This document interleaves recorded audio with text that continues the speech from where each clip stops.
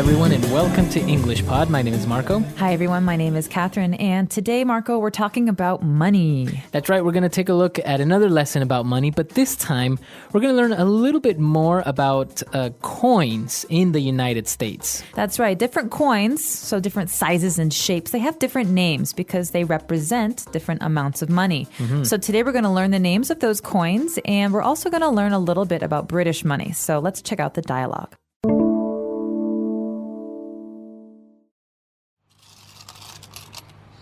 Help me organize these coins. That's a lot of money. What'd you do, break the piggy bank? Yeah, I'm going to go to the bank and change it for bills, but first I have to separate them into little piles. Okay. I'll find all the quarters and dimes while you sort the nickels and pennies. Great, then we can add everything up and take it to the bank. I found some coins that are not from here. Oh yeah, those are from my trip to London. I have like 90 pence, but in all it won't add up to £1.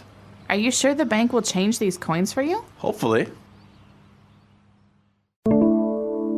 All right, we're back, so let's take a look at some of this language on Language Takeaway. Language takeaway. So first up, Marco, we have this funny phrase, break the piggy bank. What is a piggy bank? That's right, a piggy bank. Now, you may have seen this. It has the shape of a little pig. It's usually made out of plastic or ceramic.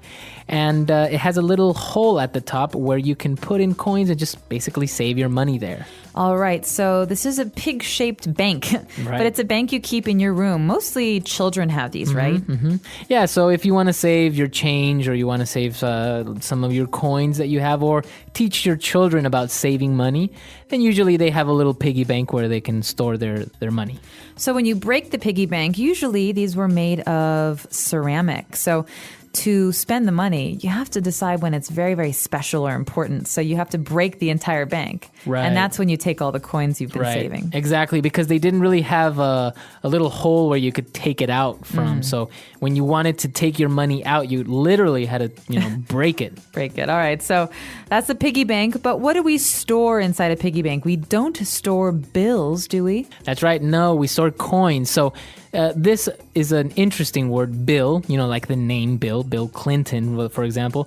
Bills are the paper money that we use. All right, but not capitalized like a name because this is a common noun.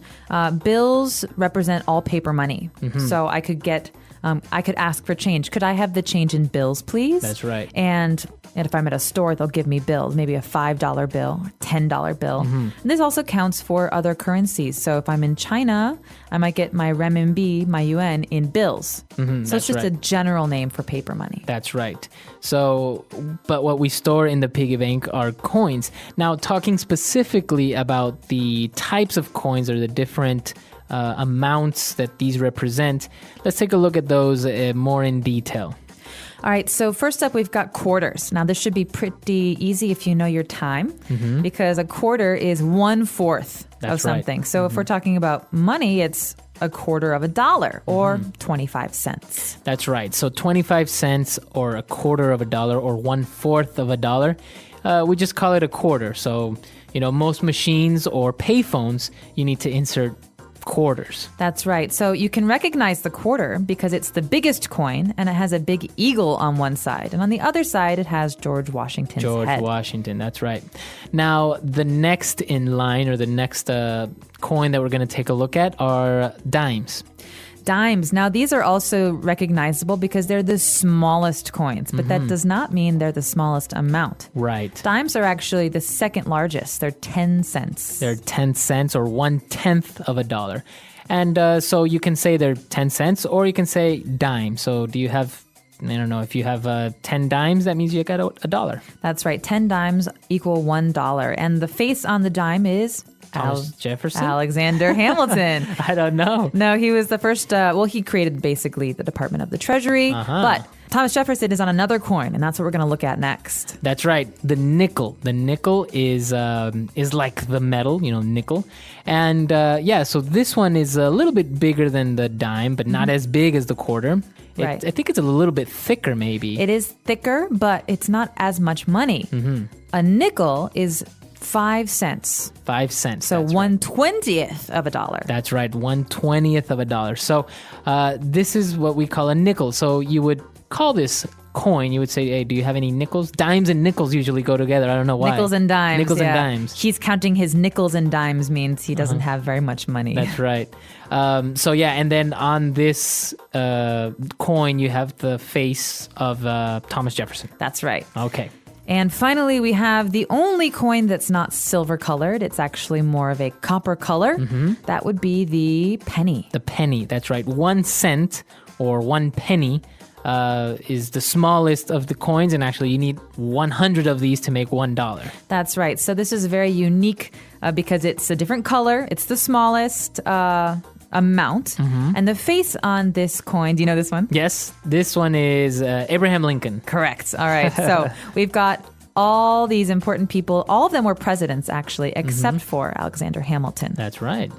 And actually, I think Alexander Hamilton looks good. Better than the rest. I don't know. He was why. a pretty handsome Yeah. man. Actually, no, he was said to be very funny looking, I think. Yeah. So actually, all of these coins, you can call them by these names, and everyone will recognize them, especially in the U.S. Now, I don't really think they apply to any other country, as we saw later on. For example, money in England or the United Kingdom. But usually in the U.S., if you say, "Hey, do you have any spare change, or do you have any nickels and dimes?" Then, or can I borrow a penny? Can I borrow a penny? Actually, in the U.S., they have these little things called "take a penny, leave a penny," right? Or give a penny, take a penny. Yeah. You see these because pennies are not worth very much money, and oftentimes people will leave a penny, and if you have. Something costs 26 cents, but you only have a quarter, you can take a penny and then spend that. Right. So they're basically free pennies. Right. You might see in a store. And then also, if you get change, maybe you don't want to carry those pennies around or that change, so you just leave that there. And then, it's kind of a way of recycling this small amount of money, which is very interesting. It is very interesting. But we're going to actually take a look at some British currency. So let's take another listen to the dialogue, and when we come back, we'll explore that.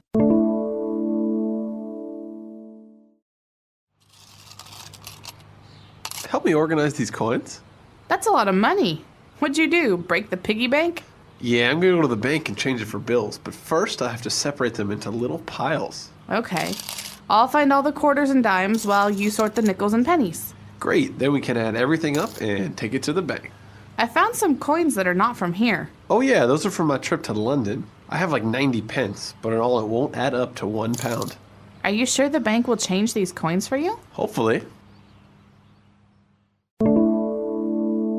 All right, we're back. So let's take a look at these British words on Language Takeaway Part 2. So here we've got British currency. The pound, right, is the name of the currency. So in America, we have the dollar. In Britain, we have the pound. Is it the sterling pound? Yeah, pound sterling. The pound sterling, okay. Pound sterling. And I think that has to do with weight, I'm sure. But here we've got it divided into small and large quantities. So where we have coins, we might have pence. Sounds like cents. Right, exactly. And I think actually the penny might come from the British term pence. I'm sure it does. They're very similar, and the meaning is basically 1/100th of a pound. Right, exactly. And a pound is basically what you would say in the U.S. a dollar. A pound is the currency of England. But actually, you know how in the United States people would say, $100, Yeah. which would be $100? Over there they say 100 quid. Quid. So yeah, this is actually important slang. In America, I would spend $5 at the movies. In Britain, I would spend 5 quid. And now that's a slang term for £1. That's right. And actually I've heard also like 50p, which I think means 50 cents. Yeah, cents. Pence. Yeah, so 50p. So you could say this pack of gum costs 50p. So 50 pence. That's right. Half of a pound. So as you can see, obviously the currencies are different, but also it is interesting to learn the way that you would say it locally. So, next time if you are in Britain or you're talking to an English person, then you'd know if they say, 50 quid, you understand they're talking about 50 pounds. Exactly. So, but they don't use the euro over there. No, they don't. Not in Great Britain. They do use the euro on the continent. So France, Italy, and the euro is the name of that currency. Okay. All right. So a lot of great stuff. And now lastly, although we saw it at the beginning of the dialogue, let's talk about what this person wants to do. He wants to change these coins into bills. That's right. So the verb when you need to exchange money is to change money. So let's say if I go to England and all I have is dollars, I would say I want to change money. Okay. You could also say exchange, but when we're speaking to one another, we normally just say change. So. Right, because even the places are sometimes called like money changers. You know, Yes. they say that or something like that. Exactly. And so if I want to change money, that means I want to maybe change dollars for euros or dollars for pounds. But this also can mean I want to change a dollar for some quarters. Right. Because I need quarters for like a laundry machine or a telephone. Right. And I've heard also the term is to break. So if maybe you have a $10 bill and you need maybe a $5 bill, but you don't have one, you ask the person to break that money. So you say, can you break this bill? Yeah, and that actually makes sense because a bill, normally you break something that's big into smaller pieces. So if you think about it, if I break a glass, it becomes many pieces. Well, if I break a $5 bill, I want maybe $1. I get 5 of those. There's one piece and then it breaks into many pieces. So to break means to ask for smaller change. That's right. So maybe next time you guys need change, you can go up to someone and say, excuse me, can you change this $5 bill for me? Or can you break this $5 bill for me? That's right. All right. So a lot of interesting language, very useful stuff. Let's listen to the dialogue one last time.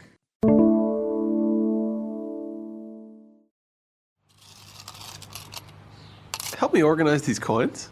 That's a lot of money. What'd you do? Break the piggy bank? Yeah, I'm going to go to the bank and change it for bills, but first I have to separate them into little piles. Okay. I'll find all the quarters and dimes while you sort the nickels and pennies. Great, then we can add everything up and take it to the bank. I found some coins that are not from here. Oh yeah, those are from my trip to London. I have like 90 pence, but in all it won't add up to £1. Are you sure the bank will change these coins for you? Hopefully. All right, coming back to the topic now. You seem to know a lot about this stuff. Let's test your knowledge here. On the $100 bill, who do we find? What president or one person? Benjamin Franklin. That's right.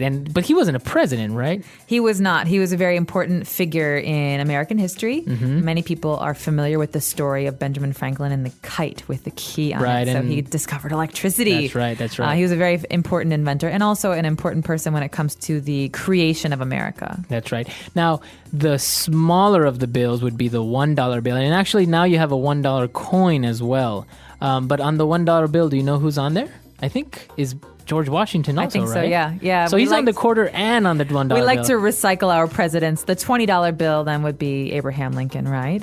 Oh, that's right. So they're actually on. That's kind of unfair, though. Favorite presidents in the United States. So yeah, but they haven't changed over time. Like in other countries, you see that that they change according to the important person that's in government, or maybe like for example in China, you have Chairman Mao on there, which before you didn't, or in England you have Queen Elizabeth. Before was the previous ruler, which I think was King George VI. So, but in the U.S., guys, flat out, 100 years ago, these guys haven't changed them since then. Well, I think America likes to celebrate its creation. And which is still a very young country, right? Right, 1776, so it's only been, 240 years. So yeah, the idea is basically that we celebrate the founding, so the beginning of the Republic, and the men who are involved in that, they're called the founders. George Washington, James Madison, Alexander Hamilton, all of Benjamin Franklin. These people were very important in the history of America, and that's why we celebrate them on our money. The one exception, of course, is Abraham Lincoln. Right. He was from the 1860s. Right, 16th president. That's right. Yeah, he was very important because of the Civil War and a lot of the changes that later happened to our Constitution. And so he's another person who's maybe added on. So he's basically the last guy you guys kind of celebrate, because you don't have, Franklin Delano Roosevelt. Right, or Bill Clinton or something like this. Not yet. Right, so I guess we gotta wait a while. But that's very interesting. This history aspect of currencies is actually very, very interesting. It is. And one thing I'd like to add about quarters is that in the 2000s, so from 2000 I think on, the United States started to make state quarters. So you'll see oftentimes these quarters with the picture of a state. New Hampshire, Maryland, Illinois, California, and a special symbol of that state. And so these are special quarters from the last maybe 10 years or so. I remember seeing these because usually on the other side of the quarter, on one side you had George Washington, on the other side you had the eagle, the emblem of the flag, I guess. Well, not the flag, but the emblem national of the bird or the republic. And but now you have these states, and it says Delaware, and it has a little maybe I don't know, flower or something that's representative of these states. So that was actually very nice. It was a collector's type thing as well, right? People were collecting That's these. right. You can collect all 50. Some people did that, and you still see them in use. So those are the state quarters, and those generally are newer quarters. Okay, interesting. All right, guys, so we're out of time, but if you guys have any questions or doubts, you could find us at englishpod.com, and we'll see you guys there. Bye. Bye. The English Pod Audio Review. Listen to the meaning, then say the vocabulary word. A medical substance that protects people or animals. Vaccine. Acute viral disease, usually affecting children and young adults. Polio. An infectious, often fatal disease caused by a specific bacterium that enters the body through wounds. Tetanus.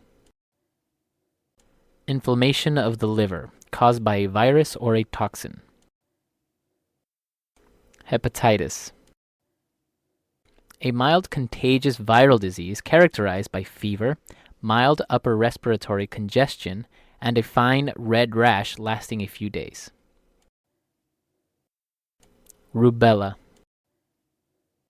A disease common of children, characterized by mild headache and fever, and eruption of blisters on the skin.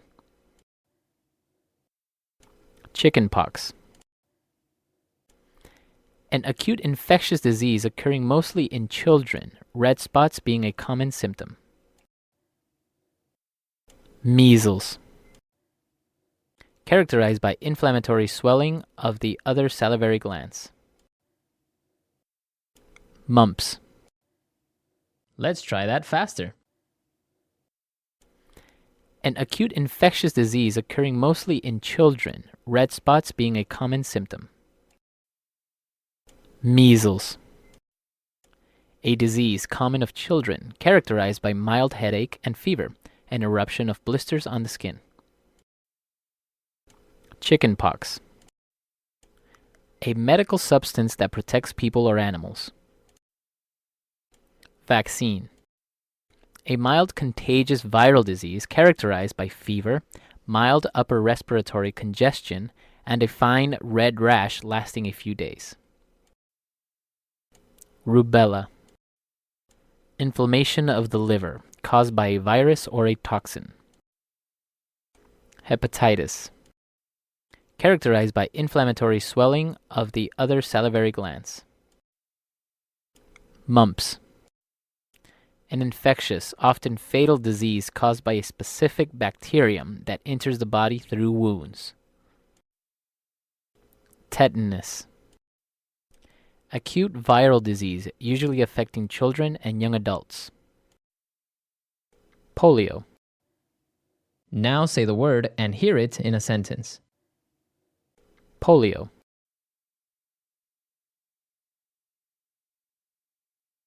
Polio was basically eliminated early in the 20th century. Polio. Jonas Salk created the first polio vaccine. Polio.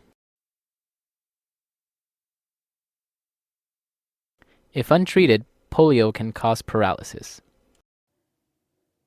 Chickenpox.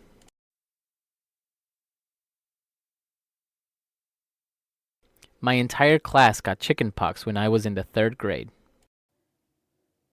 Chickenpox.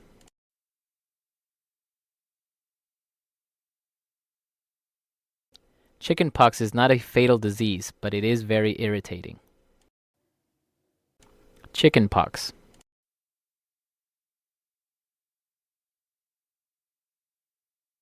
A person with chickenpox will have little rashes all over the body. Vaccine.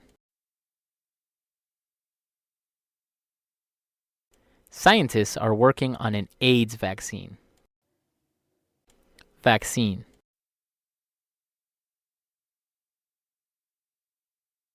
There are many vaccines for pets such as dogs or cats. Vaccine.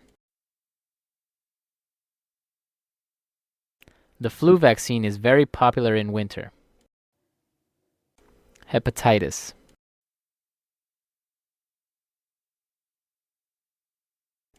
The doctor will administer a small dose of heroin to ease the pain. Hepatitis. Only doctors can administer certain types of drugs. Hepatitis.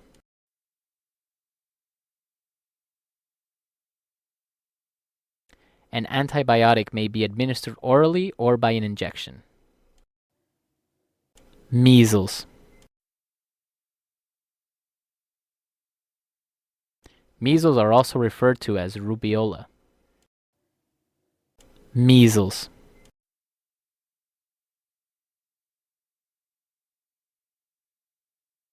People that have measles will have a fever, runny nose, cough, and red eyes. Measles.